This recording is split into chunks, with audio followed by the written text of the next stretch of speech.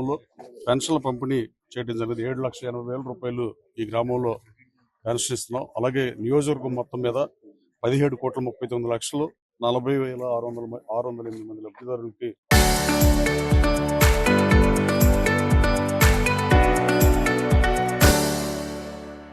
ప్రతి నెల 1వ తారీఖున అంతకుముందు వాలంటీర్లు ఇచ్చిన పెన్షన్ని ఈ ప్రభుత్వం ఎన్డీఏ కుటుంబ అధికారంలోకి వచ్చినాక గౌరవ ముఖ్యమంత్రి గారు ఆయన ఏదో ఊర్లో ఇస్తా మంత్రులు, శాసనసభ్యులు, శాసనమండలి సభ్యులు అందరూ పెన్షన్ కార్యక్రమంలో పాల్గొనమని చెప్పి 1వ తారీఖు సెలవు అయితే ముందే పెన్షన్ ఇచ్చే కార్యక్రమం ఈ ప్రభుత్వం ప్రతిష్టాత్మక తీసుకుని, అలాగే ఎంప్లాయీ శాలరీస్ కానీ అయినా గాడిలో పెట్టిన పరిస్థితి.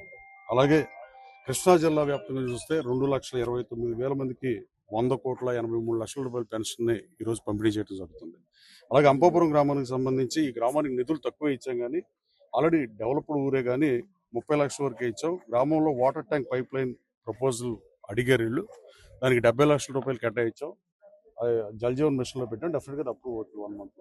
అలాగే 3 నెలల్లో ఆర్డీఎస్ఎస్ స్కీమ్ కింద ఎలక్ట్రికల్ విద్యుత్ సరఫరా కూడా ఆ స్కీమ్లో పెట్టాం. వాళ్ళు పని స్టార్ట్ చేయబోతున్నారు. అలాగే 8 గోకుల షెట్లు 13 లక్షలతో కట్టించాం. కానీ బ్లడ్ టెస్టులు మాత్రం ఈ గ్రామంలో 1124 మంది ఉంటే 105 మందికే పిహెచ్సి సెంటర్ బ్లడ్ టెస్ట్ చేయడం బాధాకరం. అందుకే పిహెచ్సి అధికారులు కూడా చెప్పా, కొంచెం స్పీడప్ చేసి త్వరగా బ్లడ్ టెస్ట్ చేయమని చెప్పిన పరిస్థితి.